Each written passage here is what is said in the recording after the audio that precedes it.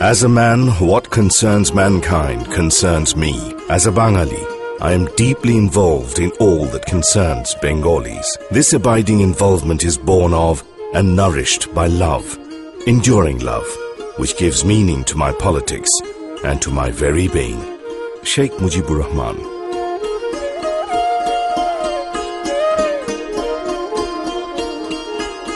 With unflinching dedication to the emancipation of mankind, Bangabandhu Sheikh Mujibur Rahman had assumed the stature of those great men in history who united, organized, and led their people to attain their freedom and enjoy human dignity to its fullest term.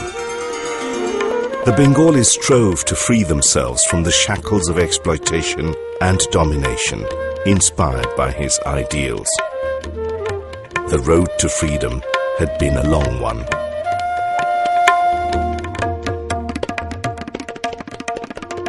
এবারে সংগ্রাম আমাদের মুক্তির সংগ্রাম, এবারে সংগ্রাম স্বাধীনতার সংগ্রাম।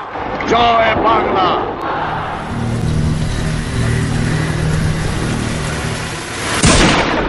The Bengalis experienced one of the cruelest genocides in human history by the occupation army in 1971. 3 million people were brutally killed and 300,000 women were violated in their 9 months to freedom.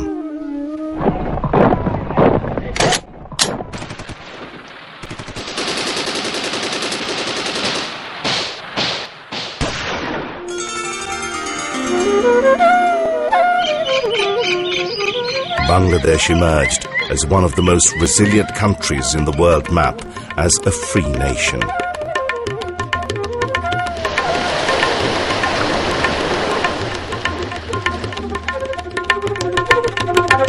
The core tenet of the Constitution pledged the ideals of democracy and secularism, pronouncing the fundamental aim of the state to realize a society free from exploitation, upholding fundamental human rights and freedom, equality and justice, political, economic and social, to be secured for all citizens.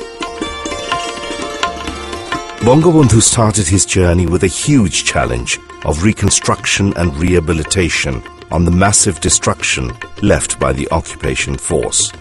A new era of equality, freedom and development started.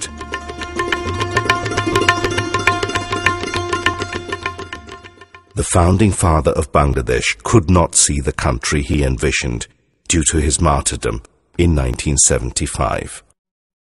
Today, after 43 years of its inception, with the leadership of his daughter, Sheikh Hasina, who maintains the legacy of his ideals, Bangladesh has risen from the ashes of its past to become a role model in the world for its socio-economic development.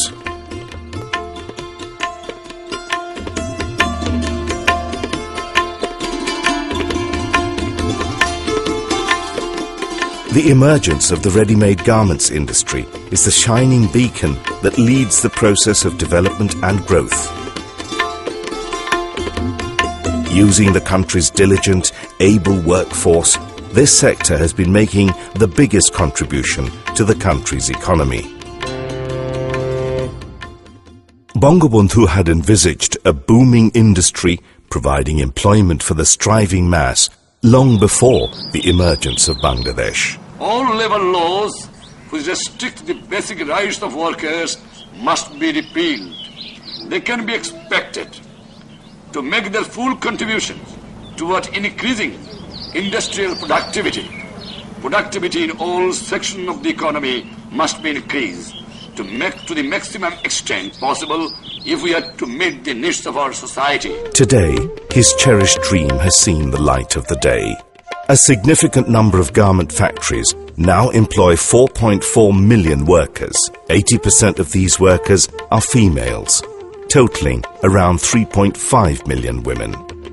This improves urban mobility and challenges early marriage and motherhood. Thus, the industry is not only boosting the country's status economically, with revenues reaching upwards of millions of dollars, but also is empowering the female population.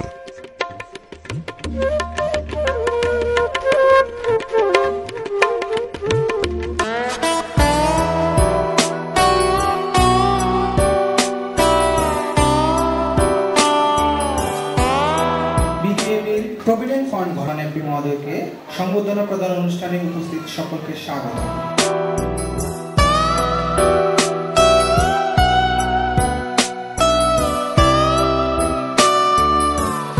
চেষ্টা থাকলে অসম্ভবকে সম্ভব করা যায় এবং সেই উদ্দীপনাটা আমি সেলিম ওসমানের কাছ থেকে পেয়েছি। ধন্যবাদ তাকে। আমার কখনো কোনোদিন শখ ছিল না যে আমি বিকেএমএর প্রেসিডেন্ট হব। সংগঠনটা করতে হবে, এটাই আমার উদ্দেশ্য ছিল। আমি সংগঠনটা করলাম, আমাদের চাচা হাসনাত চাচা আবুল হাসান সাহেব ওনাকে কনভেনার করে আমরা বিকেএমএ সৃষ্টি করলাম। যেদিন কমিটি ফ্রন্ট হবে সেদিন আমি নারায়ণগঞ্জ থেকে পালিয়ে গেলাম, কারণ আমি যদি যখন থাকি তাহলে আমাকেই প্রেসিডেন্ট হতে হবে। আমি একদম নারায়ণগঞ্জ ছেলে পালিয়ে গেলাম। আমার একজন বন্ধু ছিল দীপু, তার কাছে দায়িত্ব দিলাম যে কোনো উপায়ে মঞ্জুর হককে সভাপতি করে কমিটি ফ্রন্ট। মঞ্জুর হক বাধ্য হলো দায়িত্ব নিতে, টেলিফোনে একচোট আমাকে গালাগালি হলো। আমি যখন বেনাপুরের পথে একচোট গালাগালি করলো, এটা ঠিক হলো কিনা, হয়ে গেল কমিটি। আমাকে বাধ্যতামূলক সিনিয়র ভাইস প্রেসিডেন্টের দায়িত্ব দেওয়া হলো। যেহেতু অনেক কাজ, কিছুই ছিল না, অফিস নাই, চেয়ার নাই, টেবিল নাই, কাজ করবো, গাড়ি নাই, যাতায়াতের ব্যবস্থা নাই। এরপরে আমরা নারায়ণগঞ্জের অফিসটি করলাম প্রথম। কারোর কাছে টেবিল, কারোর কাছে চেয়ার, প্রেস ক্লাব থেকে 20 লাখ টাকা দিয়ে এই বিকেএমই জন্ম দিতে হবে। এই উৎসাহটা কিন্তু বঙ্গবন্ধু শেখ মুজিবুর রহমান। উনি তখন আমাকে বলতেন যে এমন একটা কিছু করো যে কাজটা করলে অনেক মানুষের উপকৃত হবে। তখন ছিল বিজিএমই, তারপরে আমাদের বাংলাদেশ ফিশারি অ্যাসোসিয়েশন। বিজিএমই দাপটই ছিল একটা অন্যরকম ভীষণ দাপট। এই দাপট ছিল আমরা টিকতাম না। আমরা কয়েকজন বসে সিদ্ধান্ত নিলাম যে আমাদের নিজস্ব একটা অর্গানাইজেশন করা দরকার, যেটা নিট ওয়ার অর্গানাইজেশন। আলাপ আলোচনা দীর্ঘ সময় কেটে গেল। একটা পর্যায়ে গিয়ে রেজিস্ট্রেশনের জন্য অ্যাপ্লাই করলাম। আজকের বাণিজ্য মন্ত্রী, তখনও বাণিজ্য মন্ত্রী ছিলেন। সবকিছু রেডি, কিন্তু 70 জন না হলে, মেম্বার না হলে বিকেএমই রেজিস্ট্রেশন পাওয়া যাবে না। 70টা মেম্বার আমরা জোগাড় করতে পারি না, আমাদের 65টা মেম্বার আছে। আবার দৌড় ঝাঁপ করতে করতে করতে করতে আমরা আবার 70টা মেম্বার করলাম। মাননীয় প্রধানমন্ত্রী, প্রধানমন্ত্রী তার কাছে গেলাম, অনুমোদন দিলাম, আমরা রেজিস্ট্রেশন করতে পারলাম। বিকেএমই জন্ম হলো 1996। এরপরে একটানা চলছে আর চলছে আর চলছে। চলতে চলতে এমন একটা পর্যায়ে গেল, এটা কথা সত্যি, আমাদের পার্শ্ববর্তী আমাদের আরেকটি সংগঠন যেটা রয়েছে, তাদের নাম ডাক হুঙ্কার অনেক বেশি, কিন্তু কোনো সময় কোনো মন্ত্রী তাদেরকে আবার দর্জি বলে। তো আমাদেরকে কিন্তু দর্জি বলার সুযোগ পায় না। আমাদের কাজ অনেকগুলি। আমাদের কাজ আগুন দিয়ে, পানি নিয়ে, ইলেকট্রিসিটি নিয়ে। তাদের কাজ শুধু সেলাই করা। আমাদের অনেকগুলি ফ্যাক্টরি আছে যেগুলি কম্পিটিটিভ। আমরা আগায় চললাম। এক পর্যায়ে দেখা গেল আমাদের যারা কম্পিটিটর, এমনকি চায়না, সেখানেও আমরা আমাদের পণ্য পৌঁছায় দিতে পারলাম। তারাও আমাদের কাছ থেকে ইম্পোর্ট করলো, আমরাও এক্সপোর্ট করতে পারলাম। সর্বশেষ পরিস্থিতি বর্তমান পর্যন্ত যা আছে, সারা বিশ্বে দ্বিতীয় স্থানে রপ্তানিযোগ্য পণ্য নিট ওয়ার, সারা বিশ্বে কিন্তু আমরাই দ্বিতীয় স্থানে আছি। এর থেকে সুখের বিষয় আর কিছু হতে পারে না। আমার জীবনকালীন সময়ে আমি যখন এই পরিণতিতে দেখেছি, আমি আল্লাহ তাআলার কাছে শুকরিয়া গুজার করি যে আমরা একটা ভালো পজিশনে এসেছি। এই পজিশনটা আসার পিছনে আমার সামনে আমার সহকর্মী যারা বিকেএমইতে একসময় কাজ করতেন জাস্ট ফ্যাক্টরি শ্রমিকের মতো। কতক্ষণ বিকেএমই চলতো কোনো সময় ছিল না। এক একজন ডাইরেক্টর যেতেন, বসছেন, তাকে 8টা বেজে যেত, 9টা বেজে যেত, বিকেএমই স্কুলেই থাকতো। একদিন আমি সুলভ চৌধুরীকে বললাম ইটস টু মাচ, যে সময় মতো বিকেএমই অফিসকে টাইমলি বন্ধ করতে হবে। এর উপরে কখনোই চলবে না। যদি মিটিং থাকে তাহলে যে কয়েকজন স্টাফের প্রয়োজন থাকবে শুধু তারাই থাকবে, অন্য কেউ থাকবে না। দীর্ঘদিনের অভ্যাস। মহিলারা বাড়ি গেলে জামাইরা খেস করে রান্না বান্না বেশি করায়, বাড়ি যেতে চায় না। আর পুরুষরা গেলে তো ছাটার বাড়ি খাবে, বাড়ি যেতে চায় না। সুতরাং তারা অফিসটা খোলা রাখার পক্ষেই যেন বেশি মনে হচ্ছে। আস্তে আস্তে আস্তে আস্তে বিভিন্ন সময় আমাকে বিভিন্ন শাসনও করতে হয়েছে যে অন টাইম অফিসটা বন্ধ করো। আবার অনেক ডাইরেক্টর সাহেবরা আমার একটু মনোক্ষুণ্ণ হয়েছে যে অন টাইম অফিস বন্ধ করো। অন টাইম অফিস বন্ধ করা মানেই হচ্ছে যে সুস্থ থাকতে হবে, রাতে ভালো ঘুমাতে হবে। যারা কাজ করছেন তারা যদি মনে করেন এই বিকেএমই ডাইরেক্টরের জন্য কাজ করছেন, এটা সম্পূর্ণ ভুল। এই কাজটা কিন্তু রাষ্ট্রের জন্য, এই কাজটা রাষ্ট্রের জন্য। রাষ্ট্রের বৈদেশিক মুদ্রা অর্জন করার জন্য আজকে বাংলাদেশে সবচেয়ে বেশি ভূমিকা যদি হয়ে থাকে কারো, সেটা হচ্ছে বিকেএমই। আর এর জন্য কৃতিত্ব যদি কারো থেকে থাকে, সেটা হচ্ছে আমার সামনে যারা বসে আছেন তাদের পরবর্তী কৃতিত্ব যেটা হচ্ছে সেটা হচ্ছে আমাদের শ্রমিক ভাই ও বোনেরা। তৃতীয় কৃতিত্ব যদি কেউ হয়ে থাকেন তাহলে সেটা হচ্ছে আমাদের উদ্যোক্তারা, যারা নাকি এই ব্যবসায় মনোযোগী হয়েছেন। আমরা অনেকেই একসময় জানতাম না বায়ার কি করে ধরতে হয়, বাইং ফোনের মাধ্যমে ধরতে হয়, সরাসরি বায়ারের সাথে যোগাযোগ করতে পারতাম না। আর আজকে আমরা পৃথিবীর কোথায় কোন দেশে বাইরে আছে, কিভাবে আমরা নতুন বাজার করতে পারবো, আমরা কেতাব বানিয়ে 15,000 টাকা করে তাও বিক্রিও করতে পেরেছে আমার বিকিমির কর্মকর্তা যারা আছেন, তাদেরকে আমি আন্তরিক ধন্যবাদ। আমার সবচেয়ে সুখের বিষয় যে আমার আগে যারা ছিলেন, আমরা মাত্র 3 জনই বিকিমিতে ছিলেন। অনেকে আমি দেখেছি বিকিমিতে ভাত খেতে হয়েছে, বিকিমিতে থাকতে হয়েছে, বিকিমিতে নামাজ পড়তে হয়েছে, দীর্ঘ সময় বিকিমিতে অফিস করতে হয়েছে। আমাদের 3 জনের মধ্যে অনেক সময় 2 জনকে, কারণ মঞ্জুর হক তো 1 নম্বর ফাঁকিবাজ প্রেসিডেন্ট ছিলেন, যা ছিল ওনার ভাইস প্রেসিডেন্টের উপরে চালা দিয়ে গেছেন। কারণ তখন কিন্তু সুলভ চৌধুরী ছিল না, তখন এত ভালো ভালো উন্নত মানের স্টাফ হচ্ছে। উনি আমাকে ওই সময়টুকু সুলভ চৌধুরী বানিয়ে রেখেছিলেন ওনার পিরিয়ডে। এর মধ্যে কোনো ভুল নেই, এটা ভুল নাকি? এটা কি ভুল কথা? আমি যখন একটা স্টাফের মতো কাজ করতাম, উনি মন্ত্রণালয়ে যেতেন না, ওনার শরীর ভালো লাগে না, উনি অ্যাম্বাসিতে যাবেন না, ওনার খারাপ লাগে, উনি পারবেন না, এই ধরনের চলতো। খালি বিদেশ যাওয়ার ব্যাপারটা ওনার আমি চাইনি, এইটা ওনার আমি ঢাকাতে পাঠাই, এইটা আপনি যান। তা আমি কখনো বিকিমির প্রতিনিধি হিসাবে আজ পর্যন্ত আমি কোনো মন্ত্রীর সাথে বা প্রাইম মিনিস্টারের সাথে আমি এই পর্যন্ত কখনো আমি যাইনি বিদেশ সফরে। আমি চেষ্টা করেছি সবসময় যে আমার ভাইস প্রেসিডেন্ট, আমার সদস্যরা কিভাবে এগিয়ে যেতে পারে, কারণ কোনো গ্যাপ যেন সৃষ্টি না হয়।